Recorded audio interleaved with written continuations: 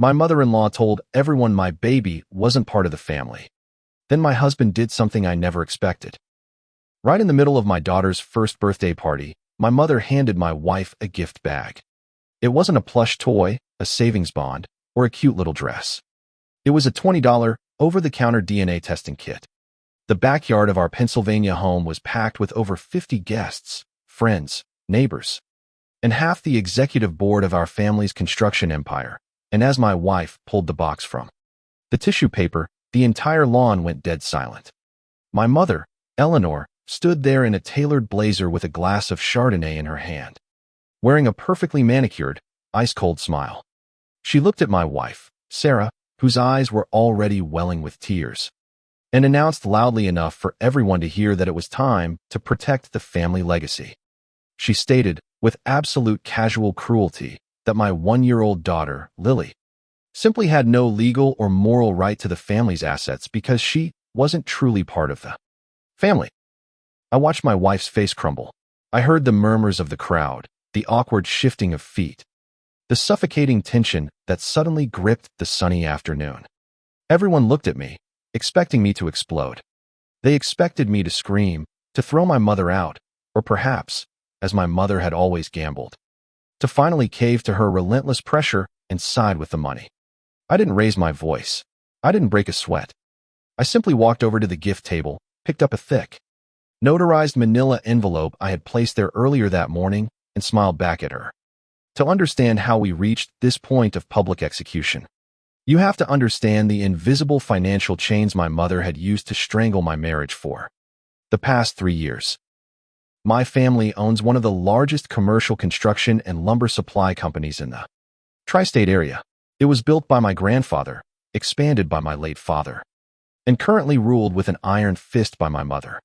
When my father passed away 5 years ago, Eleanor assumed total control of the operating company.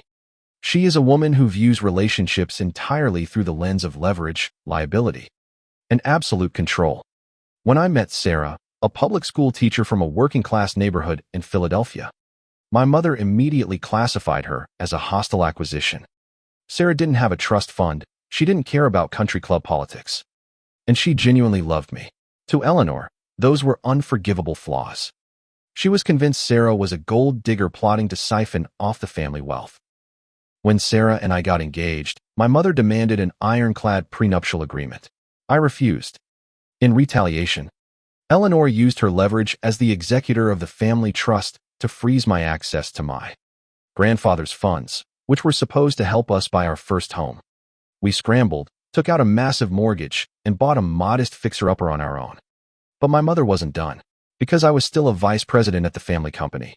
My salary and benefits were entirely under her purview. For the first 2 years of our marriage, she engaged in a campaign of psychological warfare. She would routinely schedule mandatory executive meetings on our anniversary. She would accidentally leave Sarah off the guest list for corporate galas. But when Sarah got pregnant with Lily, the petty slights escalated into a full-blown financial siege. Eleanor was terrified that a grandchild would create an unbreakable legal tie between Sarah and the family fortune. 6 months into the pregnancy, my mother called me into her sprawling corner office. She slid a document across the mahogany desk. It was a post-nuptial agreement. It essentially stipulated that in the event of a divorce, Sarah would walk away with nothing, and any child born of our marriage would be excluded from the multi-generational family trust. My mother gave me an ultimatum: get Sarah to sign it, or she would fire me, triggering a clause in our company's corporate housing assistance program that would force the immediate repayment of a secondary loan she had secretly bought out on our house. She was threatening to bankrupt us and make my pregnant wife homeless. I didn't tell Sarah. I knew the stress would break her, and I refused to let my mother's toxicity infect the birth of our first child. Instead, I played the part of the dutiful, conflicted son. I told my mother I needed time to convince Sarah that I had to soften her up. I took the abuse. I took the snide comments and the veiled threats. I let Eleanor believe she was winning a war of attrition, but behind the scenes, I was digging. I didn't want to just walk away from the company, because walking away meant leaving with nothing, saddled with debt, while Eleanor kept the empire my father and I had spilled our own sweat to build. I needed a permanent solution. I needed a legal guillotine. In the United States, commercial wealth of that magnitude is rarely held in a single bucket. It is a complex web of liability shields, tax structures, and distinct corporate entities. For 3 months, I stayed at the corporate office long after everyone else had gone home. Diving into the archives, I read through decades of dusty tax returns, articles of incorporation, and most importantly, my late father's original estate planning documents. My mother was a brilliant operational CEO, but my father had been the architect of the corporate structure. And as I pored over the documents in the quiet hum of the server room, I found the fatal flaw in Eleanor's empire. The family business was divided into 2 distinct entities. There was the operating company, the trucks, the payroll, the inventory, the brand name.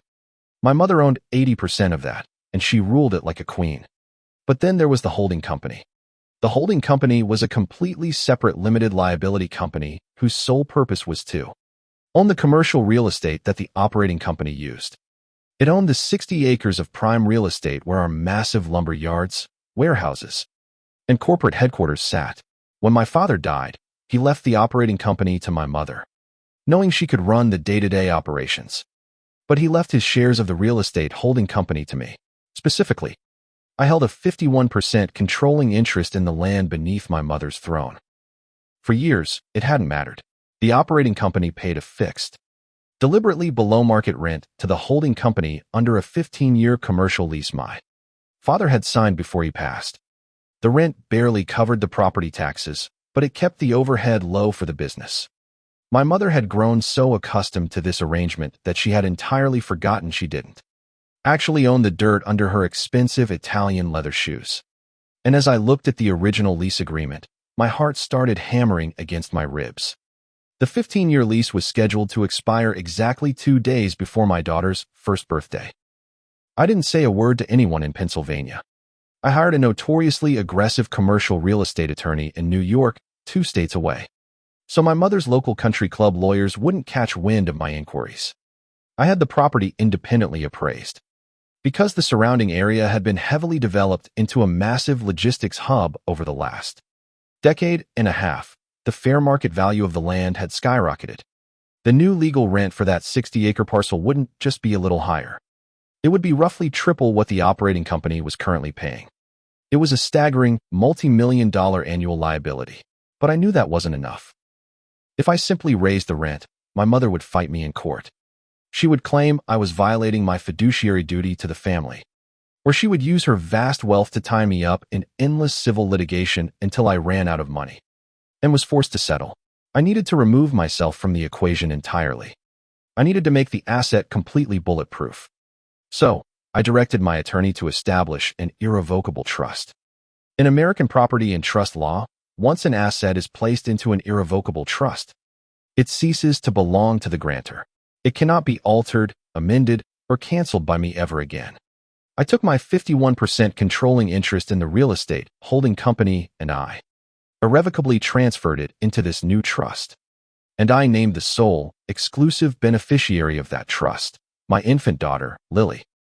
I appointed an independent, ruthless corporate fiduciary firm out of Manhattan to act as the trustee. Their legal mandate was simple, legally binding, and absolute. Maximize the financial return for the beneficiary. They had no emotional ties to my mother. They didn't care about our family legacy. Their only job was to make sure my daughter got paid exactly what she was owed by anyone using her land, and to aggressively prosecute anyone who defaulted. Which brings us back to the sunny backyard, the suffocating silence of the crowd, and the $20 DNA test sitting on the patio table. My wife was trembling, holding Lily tight to her chest, ready to flee into the house to escape the humiliation. Eleanor was practically glowing with the satisfaction of having finally publicly cornered the woman she despised. I walked forward and handed Eleanor the thick manila envelope. "You don't need a DNA test, Mom," I said, my voice carrying clearly over the manicured lawn. "Because whether Lily shares your blood or not is completely irrelevant to her legal standing in this family." Eleanor frowned, glancing down at the envelope but refusing to open it. "What is this, Mark? Another delay tactic? I told you. I am done funding this charade. If Sarah won't sign the post-nuptial agreement, I am pulling your shares. I am calling in the loan on this house." and I am cutting you both out of the operating company entirely. I own this family's assets. You own the trucks, Mom, I said smoothly. You own the inventory, the payroll accounts. And you own the brand. But you don't own the ground you park them on. I watched her eyes narrow. She was smart, and I could see the gears turning behind her eyes. Trying to remember the details of a commercial lease she hadn't looked at in a decade and a half. The 15-year lease on the corporate headquarters and the main lumber yards expired on Thursday. I explained, turning slightly so the board members in the crowd could hear me clearly. I saw two of the executives immediately pale as the realization hit them. As of Friday morning, the property is operating on a month-to-month tenancy. The new fair market lease agreement is in that envelope. You'll notice the rent has been adjusted to reflect the current commercial zoning rates. It's a 240% increase. Eleanor let out a sharp, dismissive laugh, but it sounded hollow and brittle. You think you can extort me, Mark? I am the CEO. I will drag you through probate and civil court until you are bankrupt. I will tie up your shares so fast you won't be able to afford a lawyer to defend yourself. You can't sue me, Mom, I said, taking a step closer, dropping the polite son routine entirely. I don't own the holding company anymore. I voluntarily surrendered my entire 51% controlling interest. The color completely drained from Eleanor's face. The backyard was so quiet you could hear the wind rustling the oak trees. Sarah looked up at me, her tears stopping, replaced by utter shock. I transferred my entire ownership of the family's real estate into an irrevocable trust. I continued, my voice steady, cold, and final. I no longer have any legal authority over the land. It is managed by an independent fiduciary firm in New York, and the sole beneficiary of that trust, the person to whom your company now owes hundreds of thousands of dollars in rent every single month. The person who effectively holds the power to evict the entire corporate headquarters if you miss a single payment, is currently sitting in her mother's arms. I pointed to my 1-year-old daughter, Lily, completely oblivious to the destruction of her grandmother's empire, blew a small raspberry and giggled. So, I said, looking my mother dead in the eyes, you can keep your operating company. You can keep your family trust. You can even fire me on Monday morning. But if you don't sign that new commercial lease and start paying my daughter her money by the first of the month, the New York trustees will begin eviction proceedings and seize the warehouses to cover the debt. You tried to freeze Lily out of the family. Instead, she is now your landlord. Eleanor opened her mouth, but no sound came out. The pristine, untouchable aura she had carried for decades shattered into a million pieces right there on my patio. She looked at the envelope, then at the baby, and finally at her own executive board members, who were already pulling out their phones, frantically realizing the catastrophic financial liability the company was suddenly facing.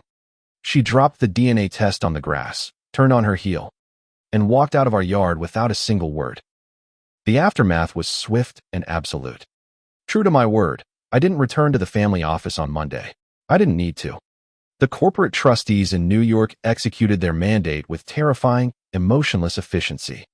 Eleanor's legal team tried to challenge the trust, tried to claim I was under duress, tried every dirty trick in the book.